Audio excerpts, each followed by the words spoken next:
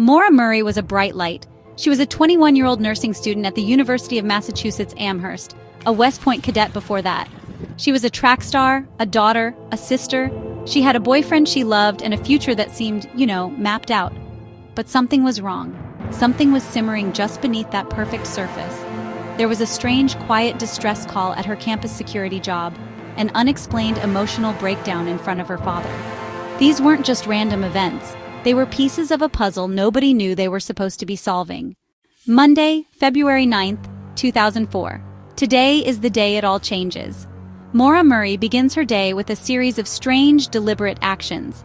She emails her professors and her work supervisor. She tells them there has been a death in the family and she'll be gone for a week. This was a lie. Her digital trail gives us a few more breadcrumbs. At 1 p.m., she calls to inquire about renting a condo in Bartlett, New Hampshire. Then, at 2:18 p.m., she leaves a voicemail for her boyfriend, Billy. It's just the sound of her breathing, maybe a whimper. It's the last time he would ever hear her voice. She withdraws $280 from an ATM, nearly emptying her bank account. She gets into her black 1996 Saturn sedan, yet she points it north. She drives out of Massachusetts and into New Hampshire. The sun begins to set, casting long, menacing shadows across the snowy landscape. Sometime after 7 p.m., on a sharp, dark corner of Route 112 in Haverhill, New Hampshire, something goes wrong. She loses control of the car. The Saturn spins out and hits a snowbank. A local school bus driver named Butch Atwood comes across the scene. He asks the young woman if she needs help, if he should call the police. The woman, believed to be Maura, is cold, shivering. But she says no. She insists she has already called AAA. Another lie.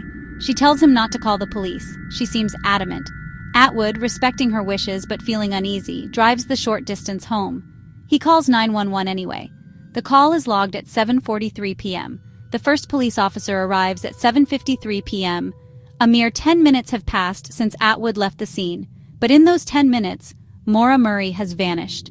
The black Saturn is there, locked. Its hazard lights are flashing against the dark woods. But the driver's seat is empty. There is no one there. The simplest theory is often the most likely. Maura, disoriented from the crash and fearing a DUI, simply ran into the woods. But the conditions were brutal. It was a frigid February night in New Hampshire. Without proper gear, hypothermia would set in quickly. Extensive searches of the area have turned up nothing. Not a scrap of clothing, not a bone. Then there's the theory of foul play. This road, Route 112, is a lonely place after dark. Did someone see a young woman in distress and offer a ride, only to reveal their true, dark intentions? This theory is fueled by the lack of evidence. A body taken from the scene could be anywhere. The third major theory is the most complex. That Maura wanted to disappear. The packed bag, the lies to her professors, the withdrawal of cash, it all points to a deliberate escape. Proponents of this theory believe she arranged for someone to pick her up near the crash site. Each theory has its believers and its detractors. Each has holes you could drive a truck through. The case remains a perfect triangle of possibilities, with no single theory strong enough to break the others. In the years since Maura vanished, the internet has kept her story alive. It has transformed her from a missing person into a modern myth, a digital ghost haunting the forums and chat rooms of the web. Armchair detectives, a legion of them, have dissected every detail of her life. This case was one of the first to explode in the age of social media and true crime podcasts, turning a personal family tragedy into a global obsession. This intense public fascination is a double-edged sword. On one hand, it keeps Maura's name in the public consciousness. It ensures she is never forgotten. But there is a dark side to this obsession. The Murray family has been subjected to harassment, baseless accusations, and wild conspiracy theories. The case has become a form of entertainment for some, a mystery to be consumed like a television show, forgetting that at its heart is a real family living through an unimaginable, unending nightmare. Today is August 18th, 2025. Over 21 years have passed since Maura Murray disappeared on that cold stretch of New Hampshire road. 21 years of her father, Fred, searching tirelessly.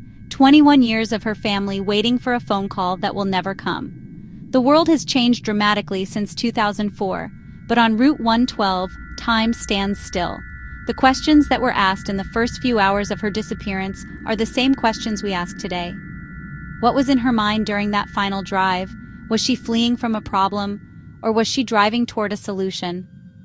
What really happened in those 10 minutes between when Butch Atwood left and the first cruiser arrived? Did she run? Was she taken? Or did she simply vanish? We may never know the truth, and perhaps that is the most chilling part of all.